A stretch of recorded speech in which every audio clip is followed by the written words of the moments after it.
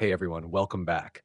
Today I'm going to show you the fastest and easiest way to link your Facebook business page to your Instagram account. Step 1, open Facebook and go to your Facebook page.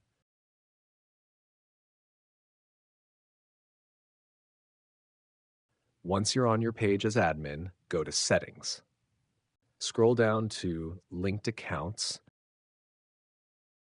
and click Instagram. Click Connect Account. Allow Instagram messaging access and hit Confirm. Log into your Instagram account when prompted. If needed, switch accounts to log in with the correct Instagram. Once logged in, just hit Continue and you'll see a connected notification. Now your Facebook page and Instagram are linked. You can also manage roles and permissions if you want. And that's it, super simple. If you found this video helpful, don't forget to like, comment, and maybe even subscribe. Thanks for watching, and I'll see you in the next one.